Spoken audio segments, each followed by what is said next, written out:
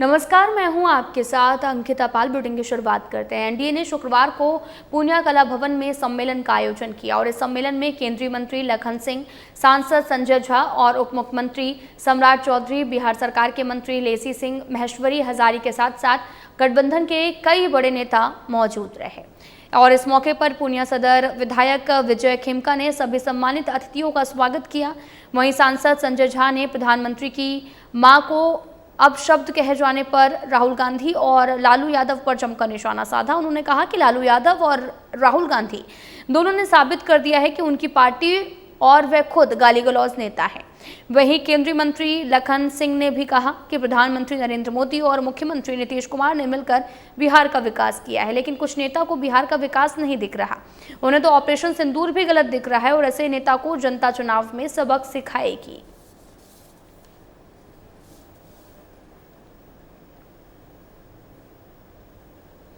दरभंगा में शनिवार को बीजेपी के राष्ट्रीय प्रवक्ता शहनवाज हुसैन दरभंगा पहुंचे। सर्किट हाउस में पार्टी कार्यकर्ताओं ने उनका गर्मजोशी से स्वागत किया है। मौके पर दरभंगा के सांसद गोपाल ठाकुर, जिलाध्यक्ष आदित्य नारायण और मन्ना ने मिथिला की परंपरा के अनुसार पाग और चादर लेकर उनका सम्मान किया है। बाद में मीडिया से बातचीत में शहनवाज हुसैन ने समाजवादी पार्टी के राष्ट्रीय अध्यक्ष अखिलेश यादव पर तीखा पलटवार किया। उन्होंने कहा कि अखिलेश यादव जो लाल टोपी पहनकर बिहार आए हैं, उसे देखकर तो जानवर भी भाग जाएंगे, जनता कहां से जुटेगी। शहनवाज ने कहा कि अखिलेश यादव लोकसभा चुनाव में कुछ सीट जीतकर ज्यादा ही तराने लगे हैं, लेकिन बिहार की जनता उनके बहकावे में आने वाली नहीं है।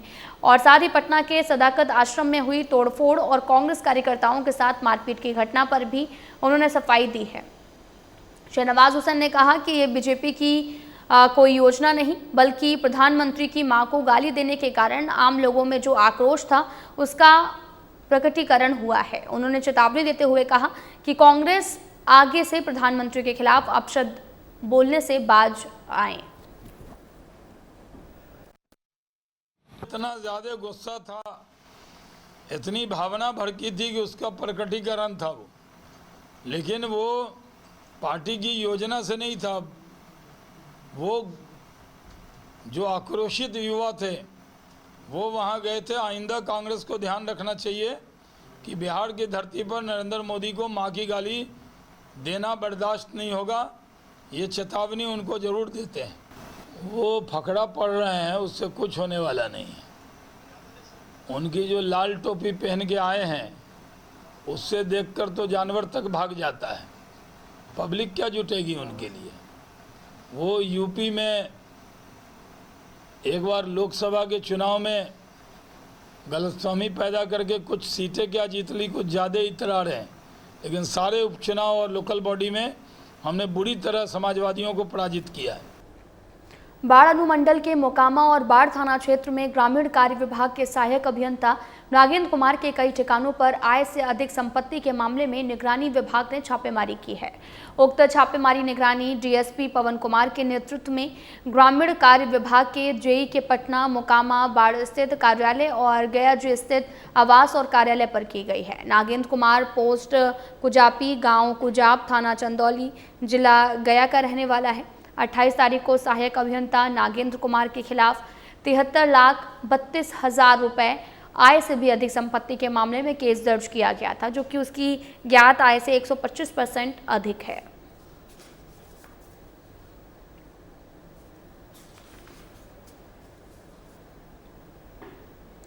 जमुई में पुलिस ने नशे के खिलाफ अभियान में अब तक की सबसे बड़ी सफलता हासिल की है। टाउन थाना पुलिस ने चंदवारा इलाके में एक घर को नशे के गढ़ में तब्दील होते देखा है और छापेमारी कर भारी मात्रा में गांजा और हथियार बरामद किए गए हैं। कार्रवाई में पुलिस ने 4 क्विंटल से अधिक गांजा, 50 लाख नगद, 2 पिस्टल और जिंदा कारतूस जब्त किए। इस दौरान 3 लोगों को गिरफ्तार भी किया गया। जांच में खुलासा हुआ कि घर के तहखाने को तस्करों ने स्टोर रूम बनाकर रखा है, जहां से गांजे की खेप बंगाल से मंगाकर जमुई, लखीसराय, मुजफ्फरपुर और समस्तीपुर तक सप्लाई की जाती थी। साथ ही गिरफ्तार आरोपियों में जमुई निवासी ऋषभ शामिल है, जो पहले भी गांजा तस्करी के मामले में पकड़ा जा चुका है। उसके साथ मुजफ्फरपुर और समस्तीपुर के 2 तस्कर भी शामिल हैं। वहीं एसपी विश्वजीत दयाल ने बताया कि कई दिनों से गुप्त सूचना मिल रही थी जिसके आधार पर यह कार्रवाई की गई है। उनके अनुसार यह घर नशे की सप्लाई का मुख्य अड्डा बन चुका था।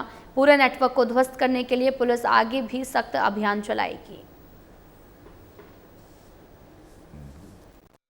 सूचना मिल रही थी 2-3 दिनों से कि चंदवारा गांव में एक बहुत बड़ा जो मादक पदार्थ का तस्कर यहां पे है और वो आसपास के ज़िलों में मादक पदार्थ सप्लाई करता है। उसी पर आज जो पुष्ट सूचना मिली थी तो जिला पुलिस के द्वारा यहाँ पे छापामारी की गई है। उसी में भारी मात्रा में गांजा और करीब पैसा अभी भी काउंट हो ही रहा है। पैसा भी काफ़ी संख्या में, हमको लगता है 50 लाख से अधिक कैश है, 2 पिस्टल है, जिंदा गोली भी है, कुछ फायर्ड एम्प्टी कार्टिज भी है और 3 लोगों को गिरफ्तार किया गया है इसमें। मधुबनी जिले के कलुआही थाना क्षेत्र के स्थित मधेपुर ग्राम गोदाम पर हुई लूटकांड में एसपी योगेंद्र कुमार ने इसे गंभीरता से लेते हुए कार्य में लापरवाही बरते जाने के आरोप में कलुआही थाना के गश्ती दल संतोष कुमार, सिपाही विपिन कुमार और चौकीदार मोहम्मद शमीम को तत्काल प्रभाव से निलंबित कर दिया है। साथ ही कांड के खुलासे के लिए एसडीपीओ सदर 2 खजौली के नेतृत्व में एक एसआई टीम का गठन किया गया। साथ ही कलुआही थाना अध्यक्ष से घटना के संदर्भ में स्पष्टीकरण मांगा गया।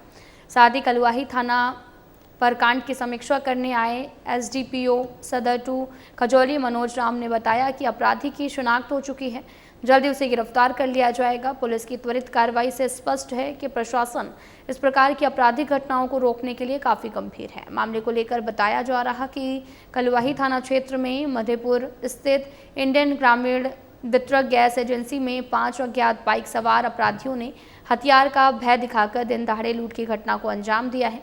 अपराधियों ने गैस गोदाम में मौजूद कर्मियों को बंधक बनाकर मारपीट की और करीब 1.5 लाख रुपए नगद, 2 मोबाइल फ़ोन लूटकर फरार हो गए हैं। करीब 1.5 लाख रुपए नगद और साथ ही इस वारदात से पूरे क्षेत्र में दहशत का माहौल है। इस तरह की घटना को लेकर एसपी ने बताया कि ऐसी घटना को पुलिस कतई बर्दाश्त नहीं करेगी। वहीं स्थानीय लोगों ने भी पुलिस से अपराधियों की शीघ्र गिरफ्तारी की मांग की है।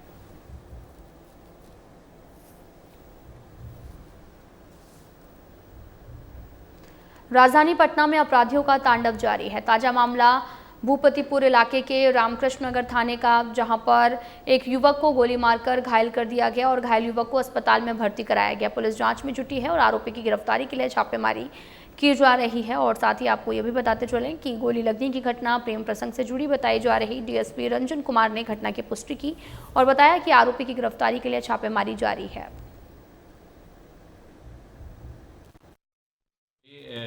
रामकृष्ण नगर थाना क्षेत्र अंतर्गत भूपतिपुर में पटना सेंटर कॉन्वेंट स्कूल जो है उसके पास एक गौतम कुमार लड़के को गोली लगी है और प्रारंभिक अनुसंधान में पता चला कि उसका आपसी विवाद था दोस्तों से। उसी क्रम में उस मारपीट हुई, मारपीट के क्रम में उसे गोली मारा गई, गोली गले में लगी हुई है। अभी वर्तमान में वो इलाजरत है पटना सेंट्रल हॉस्पिटल में और हम लोग जो जिसने घटना को अंजाम दिया उसके विरुद्ध छापेमारी की जा रही है और युवक जो जिसको घायल है उसका इलाज यहाँ हो रहा है। कितने लोग घायल हैं इसमें? एक ही लड़का घायल है।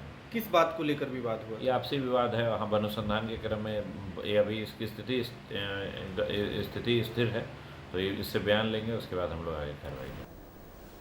मुंगेर के दरहरा थाना पुलिस ने 7 साल की बच्ची से दुष्कर्म के प्रयास के आरोपी को गिरफ्तार कर लिया है। आपको बताते चलें कि मुंगेर से ये पूरा मामला सामने आया, जहां पर आरोपी अरविंद गुप्ता जगदीशपुर गांव का रहने वाला है। घटना के बाद में बेगूसराय जिले के फुलवरिया में अपने ससुराल में छिपा हुआ था। घटना 22 अगस्त की है। बच्ची अपनी 5 साल की भाई के साथ स्कूल से लौटते समय बिस्किट खरीदने के लिए जनरल स्टोर पर गई थी। दुकानदार ने बच्ची को अंदर बुलाया और मोबाइल में अश्लील वीडियो दिखाकर गलत काम करने का प्रयास किया। बच्ची के रोने पर उसका भाई भी रोने लगा। आसपास के लोगों के पहुंचने से पहले आरोपी फरार हो गया। सदर डीएसपी अभिषेक आनंद ने बताया कि बच्ची के पिता की शिकायत पर पोस्को एक्ट के तहत मामला दर्ज किया गया है। गुरुवार देर रात गुप्त सूचना के आधार पर पुलिस ने छापेमारी कर आरोपी को गिरफ्तार किया। उसे न्यायिक हिरासत में जेल भेज दिया गया है। एक कांड दर्ज हुआ था 151-25, जिसमें कि एक छोटी बच्ची के साथ दुष्कर्म के प्रयास का मामला हम लोगों ने दर्ज किया था। उस मामले में एक टीम बनाई गई थी, जिस टीम के द्वारा सूचना संकलन किया गया था और उनके द्वारा जो अभियुक्त था उसकी गिरफ्तारी के लिए हम लोग हर संभव प्रयास कर रहे थे। उसी के दौरान आज अर्ली मॉर्निंग, बिल्कुल सुबह हमारी डीआईओ टीम, थाने की जो टीम थी उसके सहयोग में डीआईओ टीम गई और इस टीम के द्वारा एक जॉइंट रेड किया गया, जिसमें कि उस अभियुक्त को पकड़ा गया और उस अभियुक्त को पकड़ के आज न्यायालय में प्रस्तुत किया गया है। जब अभियुक्त से पूछताछ भी की गई और इस केस में अभी तक जो अनुसंधान हुआ, जो इन्वेस्टिगेशन हुआ, उसमें भी यही निकल के आया था कि ये जो अभियुक्त है ये और जो बच्ची है वो एक ही गांव की है। उसी गांव में उसी दौरान इस अभियुक्त के द्वारा एक घटना करने की कोशिश की गई थी, जिसमें हम लोग के पास साक्ष्य उपलब्ध हैं और उसी के तहत हम लोग इसको फॉरवर्ड कर रहे हैं। फिलहाल बुलेटिन में इतना ही। नमस्कार।